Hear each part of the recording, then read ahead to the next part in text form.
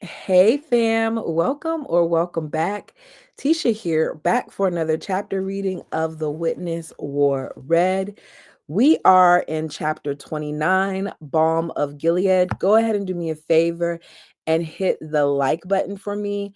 I will be off camera for most of this, even though I know some of you like to see my reaction, because I currently am raising my body up when I want to be laying down.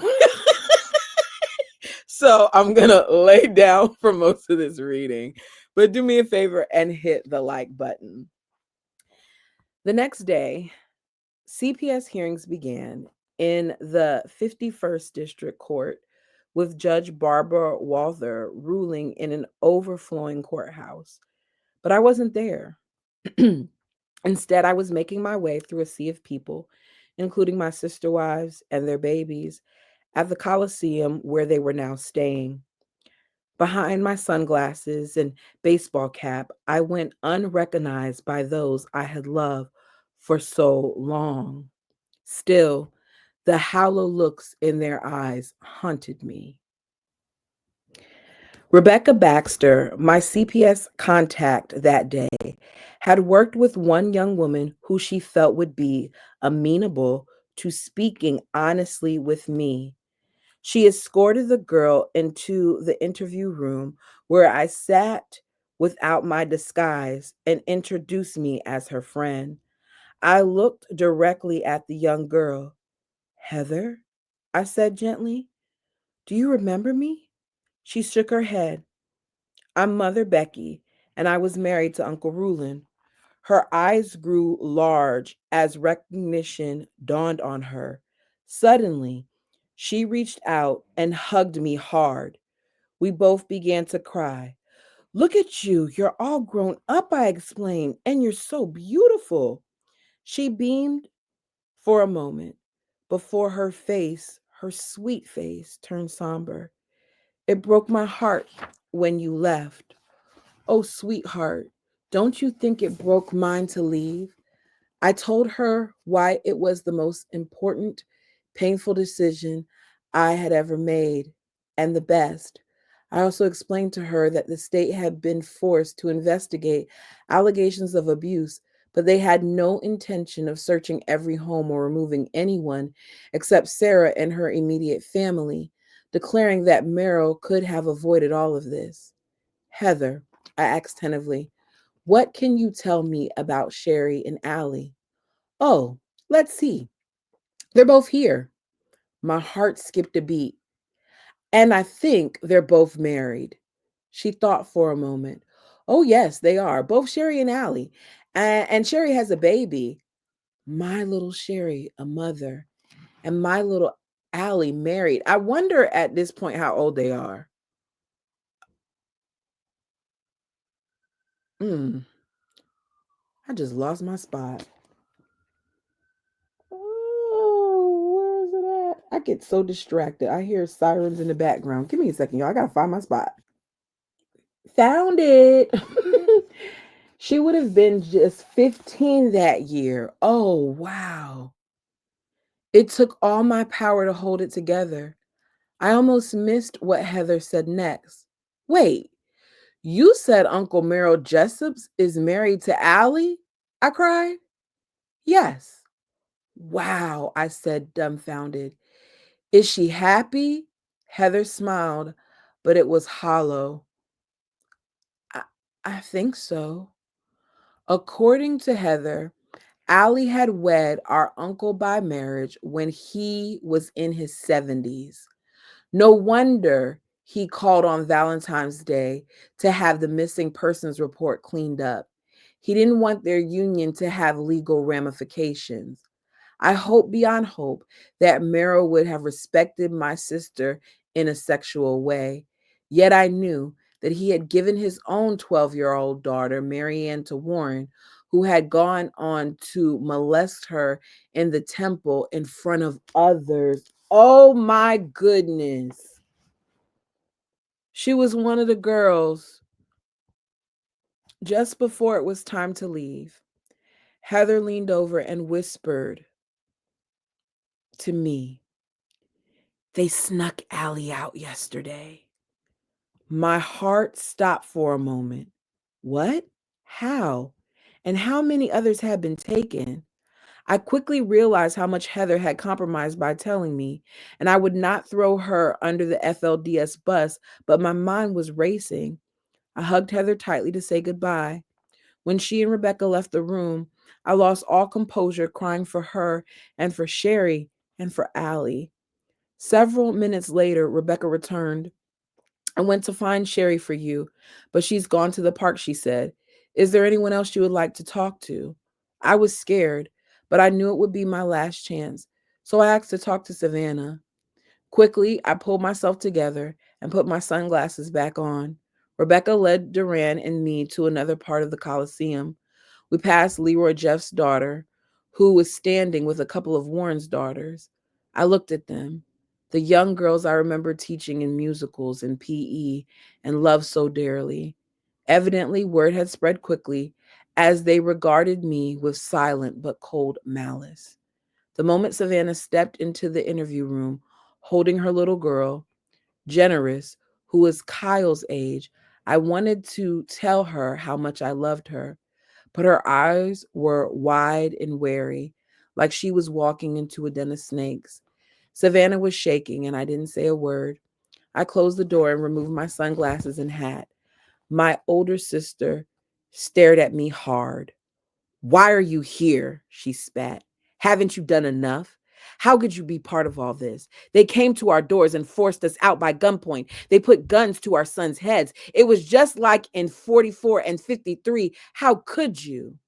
I was floored. Savannah honestly believed her own words about the Rangers forcing people out at gunpoint. Had I not seen the footage and known firsthand how the Rangers treated these women and children, I might have believed her.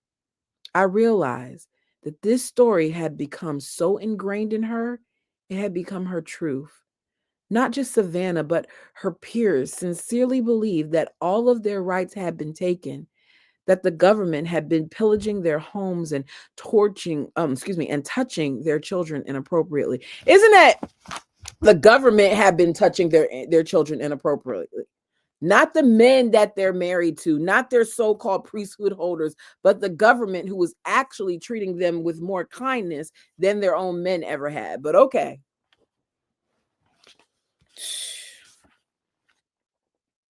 I wanted to share truth and light, but I tried to put myself in her shoes first. Please, just give me 5 minutes of your time. Happily, 5 minutes turned into 2 hours as we caught up, and I finally got to tell her what happened those final weeks with Warren, including Warren's words that I would never forget. Her lips tightened. I don't believe that. Despite this, it was a tender time for us. I was able to express my love and tell her how our siblings were doing. But I saw something I'd seen in others. Savannah seemed hollow, and her responses seemed canned. In her high pitched, sickly, sweet voice, we're so blessed. We're just so blessed. Yeah, I wouldn't make it with the sweet voice. My voice is too deep.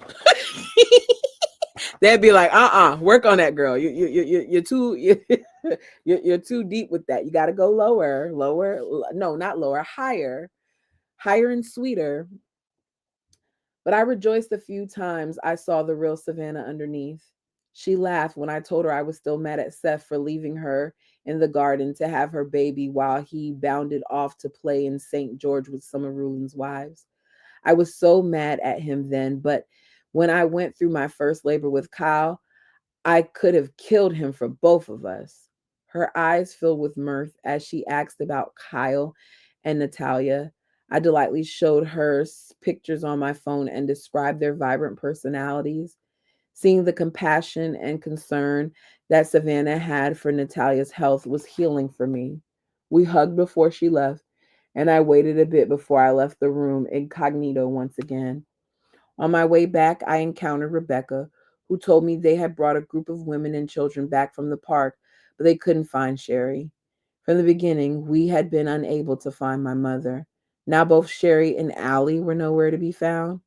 Once again, it seemed my sisters had slipped through my fingers. Where do they go? I'm just wondering. Finally, I had to resign myself to allow Mom, Sherry, and Allie their path. It was probably one of the hardest decisions I'd ever had to make. All the suffering, all the unanswered prayers. I didn't have the stamina for much more, and I knew then I had to honor their choices once and for all. The next day, I headed to another building adjacent to the Coliseum, where many of the adolescent girls were residing. Not bothering with a disguise, I dressed in a professional skirt and a soft blue blouse, black heels, and curled hair. They all knew I was there, and part of me wanted the women and girls to know that I was fighting for them. As I entered the building, I saw Uncle Roy's granddaughter staring at me. I sat down, leaned over to the CPS worker next to me, and murmured, "Watch the news spread." It was like a tidal wave crashing from girl to girl. The first girl took out her notebook and flipped to a clean page before she waltzed up to me, the rest of the girls behind her. "Who are you?" "You know who I am," I said easily. "Oh, do I?" "Yes, you do."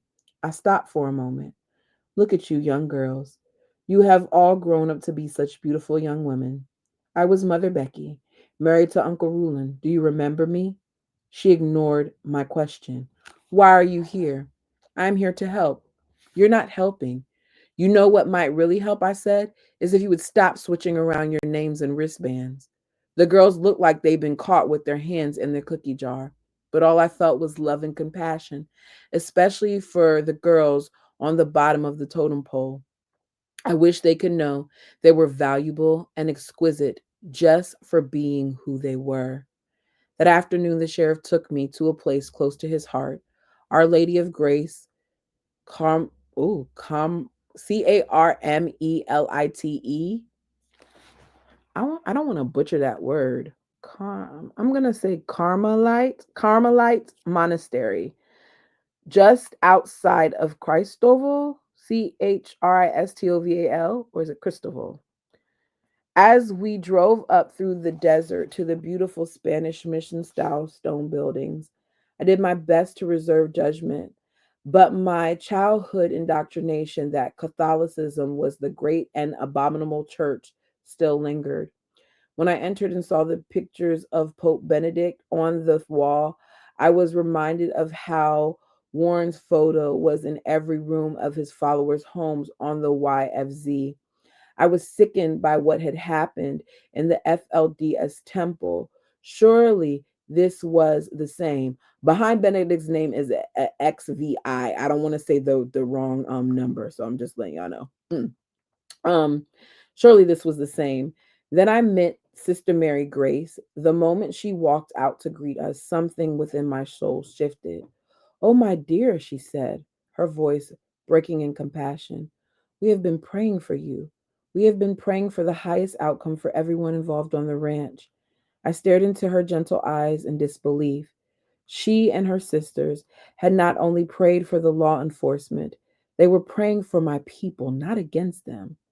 After our talk, I wandered outside alone, looking up at the tall stone walls and feeling the warmth of the sun on my skin. Taking a breath, I entered the chapel alone, awe inspiring and yet intimate.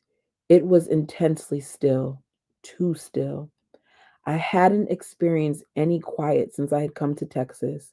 Finally, no longer able to control my thoughts or emotions, I burst into tears of frustration and shame, anger and pain. My heart cried out to the God that I had begun to love but still didn't fully understand. How could I have come from a people able to commit atrocities against children in his name? How could he allow it? I cried until all my emotions were spent. Then something surprising developed out of my new stillness, a peace so profound that it covered my soul like a soft blanket. I could almost feel loving arms around me, and then I had the urge to embrace the love I felt right back. I stepped reverently from the chapel with a starting realization: man was fallible. No one, not the Dalai Lama, nor any prophet, pope, or minister, was beyond reproach. To follow blindly was to shut down our sacred voice of reason and deny the God that lived in each of us. Come on here, Rebecca. I agree. I agree with that. I had to realize that everyone, even I, had the capacity to be a tyrant. And every one of us had the capacity to embody charity, love, and mercy. Nobody was all bad and nobody was all good. We were human. Yeah, we are human. And that's one of the reasons why, even though there's a lot of things, especially in this current climate, that really, really, really, really frustrate me, I have made it my business to try not to sit in negative space because that negative space will really, really like bring you down, right? And hearing what she's saying and seeing her development throughout this book, I think is beautiful. I think that it's okay that we all don't think the same way. That's the beauty of humankind, right? Of mankind, is that we all have different thoughts and things of that nature. But what's beautiful is when we all come together. So her coming to this place that she once thought was this horrible place because she had whatever feeling she had about Catholicism, and then being embraced the way that she was, even though they knew where she came from, it just shows the way that we should be operating. That's my opinion. Tell me yours. Chapter 30, the marijuana house. What? Y'all wasn't expecting that. Okay. Shortly after 5 o'clock that Friday morning, I was awakened by a disturbing call from the police telling me to gather my things immediately. Trying not to be terrified, I questioned the officer, who informed me that the morning an article, excuse me, that morning an article had been published in the Utah's DESERET, is it Deseret News, with the headline XFLDS woman cause of raid, with the subtitle testimony offered by a Texas child protection supervisor revealed Thursday that a woman at the center of Warren Jeff's trial was instrumental in persuading law enforcement to raid the YFZ ranch. What in the world? First of all, did somebody from CPS really sit down and meet with them and say that? Oh my goodness. This girl can't catch a break. All because she went in there and she tried to have moments with certain females, certain women in the group, certain kids in the group, and it turned into that. My goodness. Both the headline and article were wildly misleading. The article also mentioned my involvement in Warren's Utah trial, saying that my testimony helped convict him. While the news was requested to change the article and title for accuracy, papers had already been delivered and the law enforcement took no chances. For the next 2 days, I stayed at a duplex at the remote Our Lady of Grace. It was hoped no one would think to look for me there. That day, Duran revealed that a woman named Rosita Swinton in Colorado Springs had been linked to the phone calls and that Sarah Barlow might have been a hoax. When I asked how she could possibly have that much working knowledge of the FLDS lingo, Duran voiced Texas suspicions. Rosita may have gathered information from a former FLDS member who was residing at the same rehab facility as she was. While I was relieved that there was no young lady named Sarah being held against her will and beaten on that ranch, these calls had caused tremendous damage to many people's lives. And from this, the media was calling into question the entire investigation, raid, and removal of children and evidence. When I talked to Brooks about it, he shook his head. Becky, I'll tell you one thing. I've been here more than once. We'll either be labeled as Texas' greatest heroes or shit on a stick. What people think of us can't matter. We have to do our jobs. We must protect we must protect the people. He took off his hat and looked right at me. Let's say I get a call about a marijuana house and I get a search warrant to search for marijuana. Only thing is, I go in that house and I don't find a speck of marijuana. But I do find cocaine and methamphetamines and speed and LSD. I'm not going to turn around and leave just because I haven't found any marijuana. Okay, I get it. I get it. I get the title. Okay, I see where you're going, Becky. I'm going to do my job, seize evidence of crimes, and arrest the individuals committing those crimes. I didn't know much about the law, but that made perfect sense to me. In reports that would become public a few days later, Texas authorities would disclose that 25 mothers on the YFZ ranch were under 18 years of age. Of the 53 aged 14 to 17, 31 of them had birthed a child or were pregnant at the time of the raid. Judge Walther heard 21 hours of testimony before ordering all children to remain in protective custody. She ordered children and adults to undergo DNA testing to prove family relationships. Do you see how much money that this is costing? All because the people are not being honest. These are some of the reasons why sometimes when you hear about some of these cults, people get so upset because it's a situation where some of them have taken advantage of the system. Some of them then cause problems once they're a part of said system. It's just an ongoing plethora of just issues. She then ordered that the children be given individual hearings to determine their return home or placement in foster care. Officials tried to keep siblings together and to respect the beliefs of the FLDS, although that was hard with the number of siblings some families had. I felt the judge was acting fairly in trying to do what was best for the children. Wrapping up the last of my CPS reports that night, I sighed. There was still so much to be done, but I had bills, a family, and a home to get back to. I boarded a flight to Idaho, eager to see my children and anxious to see Ben too. I don't know why she wanted to see Ben because Ben is a jerk. I don't like Ben. My opinion had been with Ben, each chapter just gets worse and worse. So maybe I don't know if they're going to turn it around, but we'll see. I hope that somehow we can mend our rapidly deteriorating relationship. One afternoon, back in Idaho, I rushed home, kids in tow, cell phone pinned to my ear.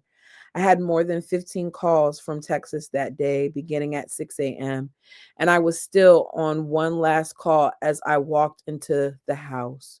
Ranger Nick Hanna called me often to verify information and photos. From the entire range of people, there would be only three I could not identify, and he was always grateful to me for my time and insight, telling me we couldn't do this without you. But I was determined to shut off the phone at night and be present for my family. I set Natalia down inside and went back out to get the mail. When I opened my cell phone bill, I likely dropped to the ground. You okay, mommy? Asked Kyle from the doorway, his blue eyes full of concern. I couldn't answer. How was I going to tell Ben that a bill for the previous month was over $700? Oh, wow. Oh, this must have been when we didn't have unlimited text messages and calling and all that other stuff. Y'all know the good old days. The good old days when you thought you were doing something when you because what phone calls were unlimited at 9, but was it Sprint? I can't remember what company had it that they started that they did like 7. Anyways, one of those companies had that you could call unlimited calling started at 7.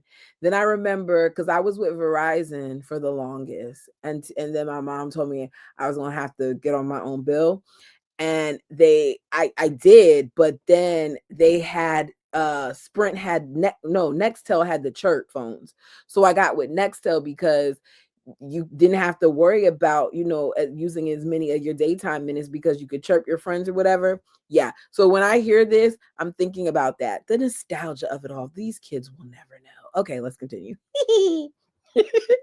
Surely this alone was grounds for divorce. I quickly sent emails or texts to most of my Texas contacts requesting that unless it was dire emergency, they restrict our correspondence to emails. That night after dinner, when the kids were busy playing, I hesitantly showed Ben the bill. He hit the roof. Enough is enough. he thundered. They get paid for this shit and you don't. You are to cut off all calls and communication with anyone having anything to do with Texas. Wait a second. Hold up. I'm all for you telling her to refrain from answering them at certain points, but you're talking to her like you're a dictator. I thought y'all left that community. Be upset about the bill. Find out if the agency can help pay some of it. But your first thing is to act like you're her father rather than her husband? Why am I not surprised? I was about to nod as usual, but something stopped me. No, I cannot. Ben, I know you don't understand, but this is serious and I won't abandon any of them, our people or Texas. As I held my ground for the first time in our relationship, I watched his eyes grow bigger in disbelief. He sat stunned for several moments before turning red with anger. What did they do to you? Did you sleep with some cowboy down there or something? You're messed up in the head. Becky girl. See, you got me getting on camera and I'm not even playing on. Becky girl, I really hope you left this man. Because why does everything always come back to you possibly doing something with a man? Why can't it be that you've been through certain things, he's heard your story, and you think he showed you a little bit of compassion? But no, we're going to act like a jerk and we're going to sit here and we're going to say, oh, you're messing with one of the cow. Man,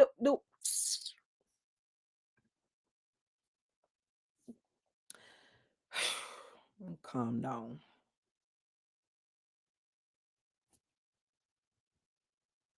But I wasn't messed up at all.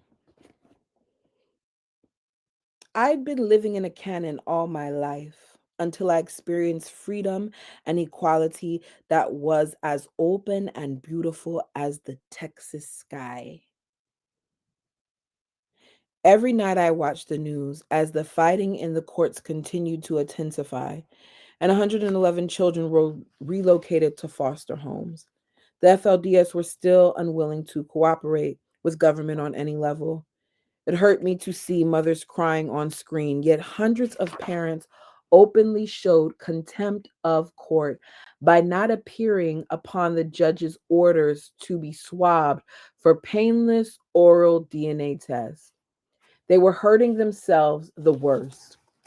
Willie Jessup continued his campaign of lies, asking Utah's governor to intervene, attempting to deliver a letter to President Bush while he was visiting his home state, and purportedly asserting huge pressure on the guardians at Leadom for um at Lightum of particular families. State attorneys brought out scandalous evidence seized in the raid, the most damning a photo of Warren kissing Marianne Jessup's with when she was so small that he had to cradle her in his arms. It was not a fatherly kiss. 50-year-old Warren was giving his sweet 12-year-old bride the romantic, intimate kiss of a husband.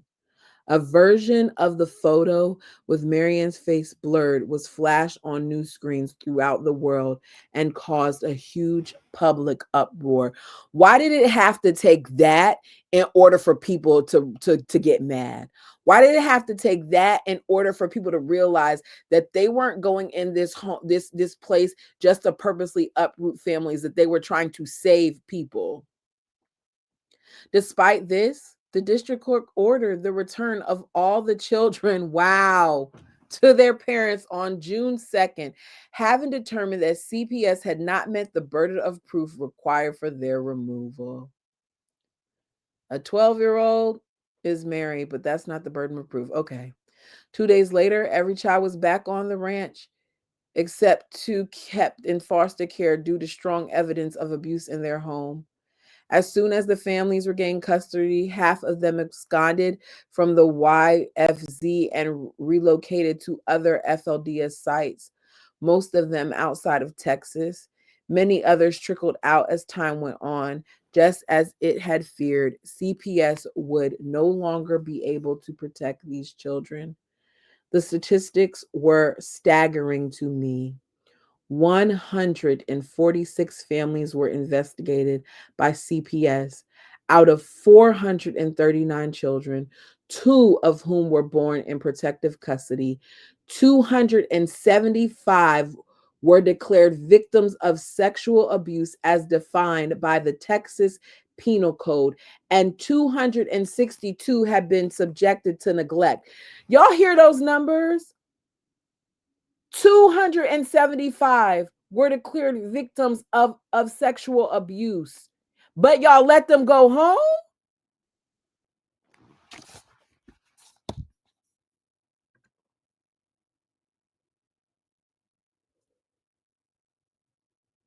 That's wild. CPS conservatively stated that more than one out of every four pubescent girls on the ranch was involved in an underage marriage. One out of every four. And y'all sent them back. Like a little girl who's 12 years old can know that she wants to marry. She's not thinking about marriage.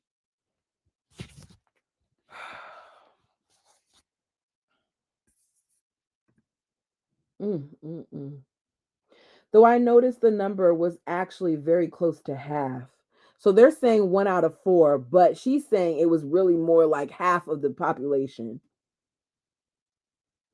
124 adults were designated perpetrators of abuse, meaning men who engage in underage marriages and parents who failed to to prevent underage marriages while letting their other children see this cycle as normal. Lawyers, politicians, and players all pointed fingers, but in my mind, the focus needed to be on the future. While I still strongly believed in religious freedom, I wanted to know how a nation could protect those rights and still safeguard their most vulnerable citizens. Something had to change. Okay, it's Friday when you guys are going to see this. Let me see how long chapter 31 is. How long is chapter 31? Okay, I'm going to go ahead and read it, y'all. Chapter 31, Destroying Ignorance, Not People. The YFZ raid sparked much controversy about the modern Mormon church, whose members were understandably frustrated that people across the nation wrongly associated their beliefs with those of Warren Jeffs. After I came home, I did my own research to discover that there were no beds whatsoever in modern temples of the Mormon church. In fact, Mormon temple ceremonies had undergone a series of changes within the past century, each time more deeply honoring an individual's privacy. It was Warren who had taken something sacred and twisted it for his own pleasure. Feeling the stress of the raid and its aftermath was eating me alive. I decided to try yoga. As it became a daily practice, I began to feel a peace come from within. Yoga helped me prepare for Natalia's first surgery. We had applied and qualified for a special program at Shriners Hospital in Salt Lake City, and by some miracle, Dr. Siddiqui was to be the main surgeon for the series she needed. He actually donated 2 surgery days a month to Shriners. Recognizing a divine hand in the process, I was able to take a deep breath and let go of Natalia's tiny hand as she was wheeled away for her first surgery. So here she was, originally thinking something like the birthmark that appeared on her baby's face would be what was labeled as a curse, even though she didn't believe that. To hearing how serious this was and how they really needed a specialist to do this, to be given one of the best, and for it to be not as costly because he's donating his time. Um, Though Natalia recovered without incident, Ben and I still fought regularly. When he thought I was getting a call from out of state, he would grow icily cold. We both knew it was time to get away or our marriage would not survive. We scheduled a vacation. I don't know. To me, it's gonna take more than a getaway. It's gonna take your husband actually taking time to care about the things that you care about. It's gonna take time for him to actually care about you. As long as she keeps sweet and she falls in line, there's no problem. But the moment that she has an opinion that goes against his, there's a problem. So to me, a vacation isn't going to cure that. But that's just my thoughts. Tell me yours. We scheduled a vacation with a friend and her family for a few days on the California coast. Diana was stunningly beautiful. She had escaped the FLDS with the young man she chose to marry. Had they not left on their own, he would have likely joined thousands of lost boys and she would have been given to an older elite member. Early one morning, Diana and I went for a walk down the beach while everyone else was still sleeping. How do you feel about all of the men being indicted in Texas? She asked. I bowed my head, unable to look at her.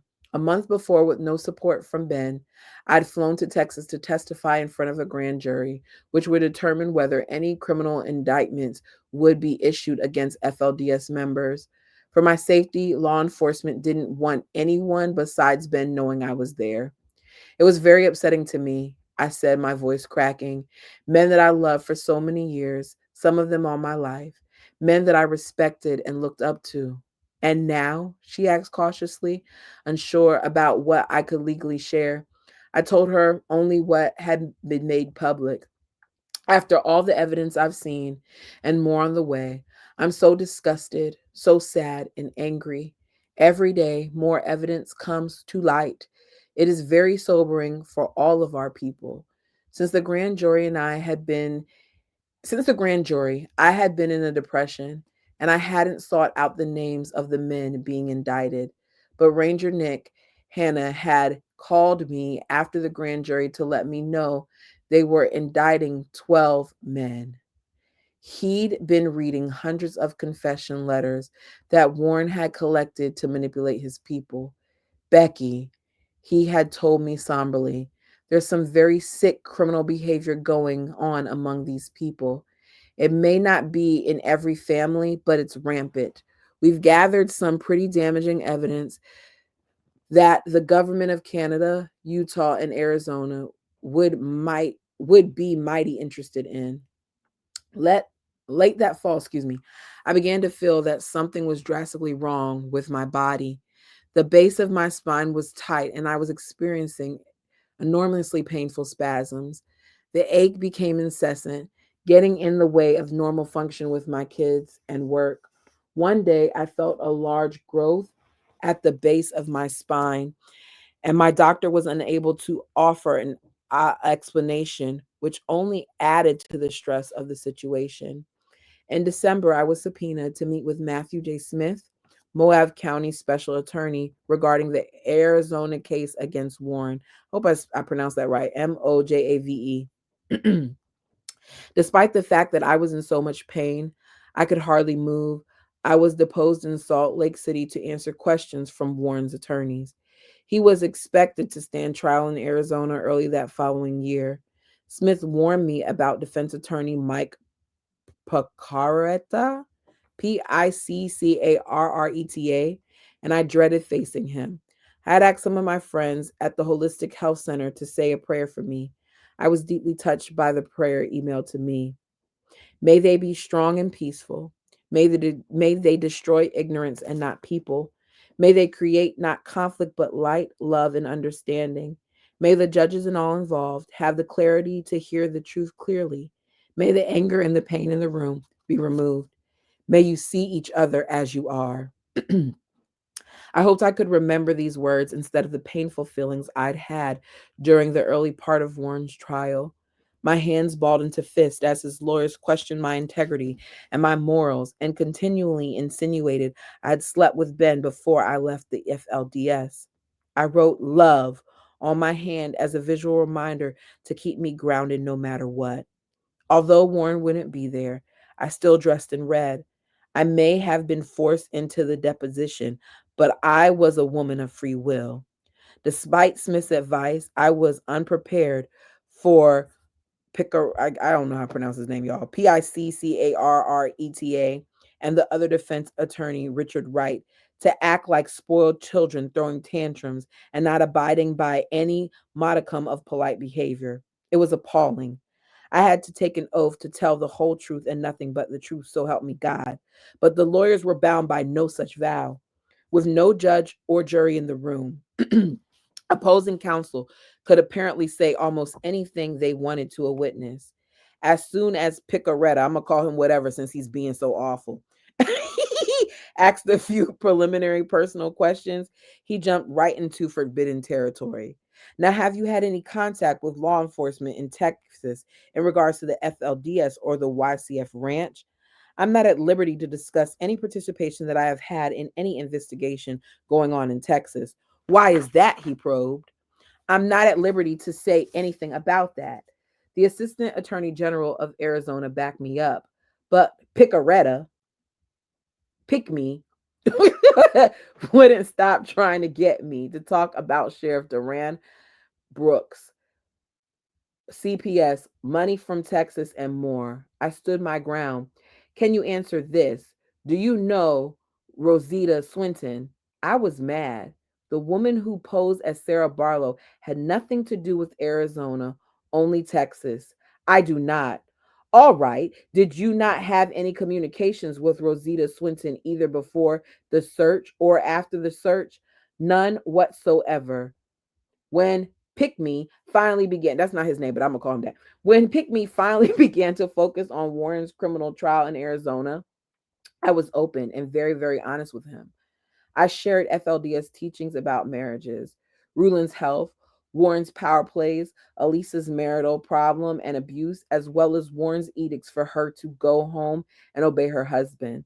I could tell by the look on his partner Wright's face that he was not happy with my answers, which must have been fairly damning. Pick Me asked me about my personal life up until 2002 when I left the FLDS.